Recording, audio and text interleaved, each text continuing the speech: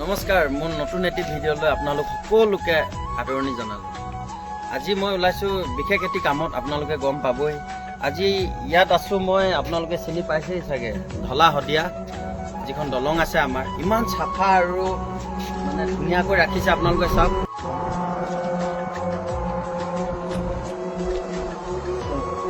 আপোনালোকক দেখাই যাম, আপোনালোকে চাই যাব।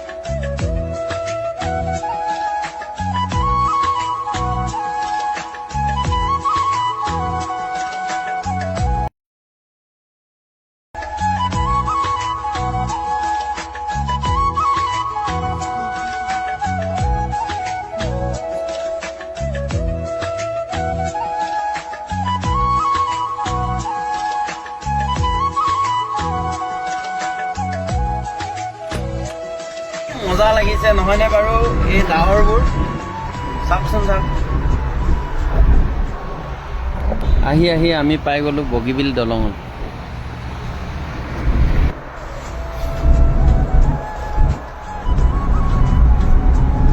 বাহিৰত গৈ চাই আহোঁ অলপ।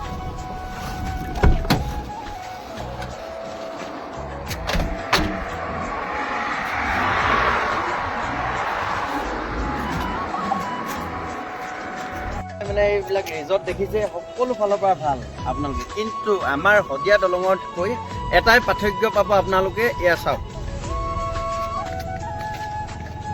এইবিলাক লেতেৰা চাওক। কোনোবা হয়তো কাগজ পেলাই থৈ গৈছে, কিছুমানে সেইফালে সেইফালে বটল পৰি আছে, সেইফালে ফটাকানি পৰি আছে, কাপোৰ পৰি আছে। আমি যিহেতু লেতেৰা কাপোৰখনক আমি যিহেতু ফটাকানি বুলি কওঁ। আপোনালোকে চাওক, এই বস্তুটো মানে আমাৰ শদিয়াত নাপায়। আৰু ইয়াত এইবিলাকতো বেলেগে দিয়া বস্তু নহয়, যিহেতু আমি নিজে নিজে পেলাওঁ এই লেতেৰাবিলাক। আপোনালোকে জানেই আমি পানী খাই কেনে বটলবিলাক এনেকৈ পেলাওঁ, কিন্তু পেলাব নালাগে, বেয়া কথা এইবিলাক। কাৰণ কেলৈ লেতেৰা দেখিলে মানে এবাৰে আমি দলং পাওঁ। দলং নোহোৱা আগত আপোনালোকে জানেই কিমান যে কষ্টৰে নাৱত পাৰ হৈ যাওঁ, কিমান ঘাট প্ৰতিঘাটেৰে। আগন্তুক দিনত কেনেকুৱা ইয়াত মাজুলীততো কি কেছ হৈ গৈছে আপোনালোকে জানেই, সকলো দেখিছেই, কিমানজন মানুহ মৰি গৈছে। তথাপি আমি দলংখন পাইছোঁ, পৰিষ্কাৰ কৰি ৰাখিব চেষ্টা কৰিব লাগে। সেইটো ভুল আমাৰে হৈ আছে। এইটো আগন্তুক দিনত আপোনালোকে যোনে হ'লেও ইয়াত পেলাব নালাগে।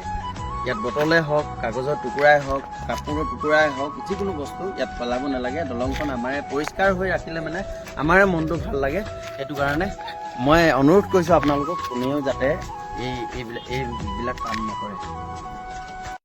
এইবোৰ চাওক, আপোনালোকে দেখিছেই নহয়, এইবোৰ অকল আমাৰে ভুল নহয়। আমি প্লাষ্টিক বটলে বা পেকেটিঙে হওক, কাপোৰে বা কিবা এটা পেলাইছোঁ, কিন্তু এই বন গজি আছে, মাটি জমা হৈ আছে। আপোনালোকে দেখিছেই, এইবিলাকতো চৰকাৰৰ গাতো দুখ আছে, কাৰণ চৰকাৰে এইটো বিষয় লৈ কৰ্মচাৰী ৰাখিব লাগে এইখিনি কাম কৰাৰ বাবে, যিহেতু আমাৰ শদিয়া দলঙত আছে। কথাবোৰ কওঁতে হয়তো ক'ৰবাত ভুলো হ'ব পাৰে, আপোনালোকে ভুল নুবুজিব। ইমান দেৰি যে ভিডিঅ'টি আপোনালোকে চাই আছে, বহুত বহুত ধন্যবাদ। আৰু ভিডিঅ'টি চাই কেনেকুৱা পালে আপোনালোকে কমেণ্ট কৰিব একদম নাপাহৰিব।